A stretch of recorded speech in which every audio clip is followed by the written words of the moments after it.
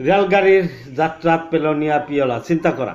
এই বিষয়ে তোমালোকৰ মা দেউতাক যদি সোধা তেখেতলৈ অতীত ৰোমন্থন কৰি হয়তো ক'ব যে আগৰ কালত ৰেলগাড়ী ভ্ৰমণ কৰোঁতে প্লাষ্টিকৰ পিয়লাতে চাহ পানী যোগান ধৰিছিল আৰু চাহ খোৱাৰ পাছত সেই পিয়লাবোৰ চাহ যোগানকাৰীক ঘূৰাই দিব লাগিছিল। স্বাস্থ্য ৰক্ষাৰ স্বাৰ্থত ৰেলগাড়ীত ডিছপ'জেবল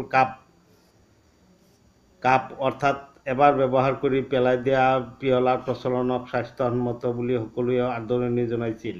সেই সময়ত কোনেও এনেদৰে দৈনিক লাখ লাখ ডিছপ'জেবল কাপৰ ভৱিষ্যতে কি হ'ব পাৰে তাৰ প্ৰতি চিন্তা ভাৱনা কৰা নাছিল। কিছুদিন আগতে প্লাষ্টিকৰ ডিছপ'জেবল কাপৰ পৰিৱৰ্তে মাটিৰে নিৰ্মিত এক বিশেষ পিয়লা প্ৰচলনত কৰিবলৈ পৰামৰ্শ আগবঢ়াইছিল। পিছত চিন্তা কৰি পোৱা গ'ল যে যদিহে এনেদৰে মাটিৰে নিৰ্মিত লাখ লাখ পিয়লা প্ৰচলন কৰা হয় তেন্তে মাটিৰ উপৰিভাগৰ উৰ্বৰতা ক্ৰমান্বয়ে হ্ৰাস পাব। তাৰপৰা আগতে প্লাষ্টিকৰ ব্যৱহাৰ আছিল যদিও এতিয়া কি কৰিছে পিছত মাটিৰ পিয়লা আগবঢ়োৱাৰ চিন্তা কৰা হৈছিল যদিও মাটিৰ পিয়লাও মাটিৰ উপৰিভাগৰ উৰ্বৰতা হ্ৰাস কৰিব পাৰে বুলি চিন্তা কৰিবলগীয়া হ'ল। মাটিৰে নিৰ্মিত পিয়লা মাটিৰো হ্ৰাস পাব। আজিকালি কাগজেৰে নিৰ্মিত ডিছপ'জেবল কাপ ব্যৱহাৰ কৰা হয়। আজিকালি কাগজেৰে নিৰ্মিত কাপহে ৰেলগাড়ীত ব্যৱহাৰ কৰে। প্লাষ্টিকৰ ডিছপ'জেবল কাপৰ পৰিৱৰ্তে কাগজৰ ডিছপ'জেবল কাপ ব্যৱহাৰ কৰিলে কি সুবিধা হ'ব বুলি ভাবা?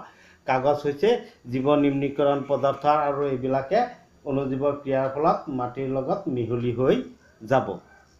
ইলেক্ট্ৰনিক সামগ্ৰী অকামেলা হোৱাৰ পাছত পেলাই দিবলগীয়া হ'লে তাত থকা কোনবিলাক বিপদসংকুল পদাৰ্থৰ প্ৰতি সচেতন হ'ব লাগে তাক পুথিভঁৰাল বা ইণ্টাৰনেটত বিচাৰি উলিওৱা। প্লাষ্টিকৰ পুনৰ ব্যৱহাৰৰ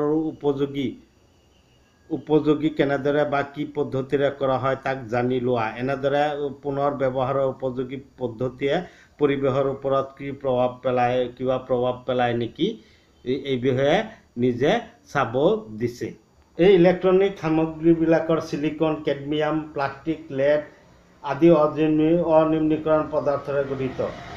এইবিলাকৰ কিছুমান বিষাক্ত। এইবোৰে মাটি বা পানীভাগত মিহলি হ'ব দিয়া হয় তেনে মাটি বিষাক্ত হৈ পৰাৰ সম্ভাৱনা আছে। গতিকে এইবিলাক আমি বেলেগে ৰাখিব লাগে। জৈৱ বিবৰ্ধক হিচাপে এইবিলাকে আমাৰ ক্ষতি কৰিব পাৰে। তাৰোপৰি প্লাষ্টিকৰ মোনা, মগ, বাল্টি, বাঢ়নি আদিৰ দৰে নতুন সামগ্ৰী তৈয়াৰ কৰিবলৈ সাঁচৰ দল হয়। মানে এইবিলাক আমি পুনৰাৱৰ্তনৰ যোগেদি কি কৰিব পাৰোঁ, এনে সমস্যা হ্ৰাস কৰিব পাৰি। পুনৰাৱৰ্তনৰ যোগেদি এই সমস্যা আমি হ্ৰাস কৰিব পাৰি। এতিয়া আমি প্ৰশ্নাৱলীৰ এই দুটাৰ প্ৰশ্নৰ উত্তৰ চাওঁ আহা। 264 পেজৰ প্ৰশ্নাৱলীৰ প্ৰথমটো প্ৰশ্ন, অজন কি আৰু ই কোন পৰিস্থিতি তন্ত্ৰত কেনেদৰে প্ৰভাৱ পেলায়? অজন হ'ল 3টা অক্সিজেন পৰমাণুৰে গঠিত O3 অণু। এইটোকে অজন বুলি কোৱা হয়। অক্সিজেনৰ 3টা পৰমাণু লগ হৈ O3 অণু গঠন কৰে। ই বায়ুমণ্ডলৰ উচ্চ স্তৰত অক্সিজেন আৰু সূৰ্যৰ অতি বেঙুনীয়া ৰশ্মিৰ মাজত বায়ুমণ্ডলৰ উচ্চ স্তৰত ওপৰত অক্সিজেন আৰু সূৰ্যৰ অতি বেঙুনীয়া ৰশ্মিৰ মাজত বিক্ৰিয়াত প্ৰস্তুত হয়। ই বিষাক্ত। ই জীৱৰ মৃত্যু পৰ্যন্ত ঘটাব পাৰে। ই আমাৰ পৰিস্থিতি তন্ত্ৰত প্ৰভাৱ পেলায়। কেনেদৰে প্ৰভাৱ পেলায়? পৰিস্থিতি তন্ত্ৰত প্ৰভাৱ। জীৱজগতৰ ক্ষতিকাৰী সূৰ্যৰ অতি বেঙুনীয়া ৰশ্মি শোষণ কৰে। গতিকে জীৱজগতৰ উপকাৰ কৰে নে নাই? এই ৰশ্মিয়ে জীৱদেহত ছালৰ কৰ্কট ৰোগ সৃষ্টি কৰে। এই অতি বেঙুনীয়া ৰশ্মি জীৱদেহত আহি পৰিলে জীৱদেহৰ ছালৰ কৰ্কট ৰোগ হ'ব। গতিকে এই ৰশ্মি শোষণ কৰি ই জীৱজগতৰ কি কৰিছে? উপকাৰ কৰিছে। ইয়াৰ অৱক্ষয়ে গোলকীয় উষ্ণতা প্ৰভাৱিত কৰে। ইয়াৰ অৱক্ষয়ৰ ফলত গোলকীয় উষ্ণতাও বৃদ্ধি হয়। তৃতীয়তে, অজন বিন্দাইদি অতি বেঙুনীয়া ৰশ্মি পৃথিৱী আহি পায়। অজন বিন্দাইদি অতি বেঙুনীয়া ৰশ্মি পৃথিৱী আহি পায়। দ্বিতীয়টো প্ৰশ্ন, পেলনীয়া আৱৰ্জনাৰ সমস্যা হ্ৰাস কৰিবলৈ তুমি কি পদক্ষেপ গ্ৰহণ কৰিবা? ইয়াৰ যিকোনো দুটা পদ্ধতিৰ বিষয়ে লিখা। পেলনীয়া আৱৰ্জনাৰ সমস্যা হ্ৰাস কৰাৰ দুটা পদ্ধতি তলত উল্লেখ কৰা হ'ল।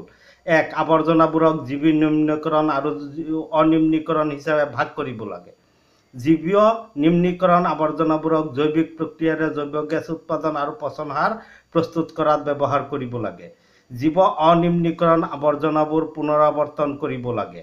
দ্বিতীয়তে জীৱ অনিম্নীকৰণ পদাৰ্থৰ উৎপাদন আৰু ব্যৱহাৰ দুয়োটাই যদি আমি কমাই দিওঁ তেতিয়াহ'লে পেলনীয়া আৱৰ্জনাৰ সমস্যা বহু পৰিমাণে হ্ৰাস পাব। গতিকে জীৱ অনিম্নীকৰণ পদাৰ্থৰ উৎপাদন আৰু ব্যৱহাৰ কমাব লাগে আৰু যিবিলাকৰ সংসাধন বিকল্প সংসাধন আছে সেইবিলাকৰ উৎপাদন আৰু ব্যৱহাৰ বন্ধই কৰি দিব লাগে। তেতিয়াহ'লে পেলনীয়া আৱৰ্জনাৰ সমস্যা বহু পৰিমাণে হ্ৰাস পাব। ইয়াৰ উপৰি পলিথিনৰ মোনাৰ সলনি আমি কাপোৰৰ বেগ লৈ বজাৰ সমাৰ আদি কৰিব লাগে। মৰমৰ ছাত্ৰ ছাত্ৰীসকল, তোমালোকে ভিডিঅ'টো চাই ভাল লাগিছে যদি চেনেলটো ছাবস্ক্ৰাইব কৰি লোৱা আৰু ভিডিঅ'টো যিমান পাৰা শ্বেয়াৰ কৰা। তোমালোকৰ অধিক কিবা জানিবলগীয়া থাকিলে কমেণ্ট কৰিব পাৰা।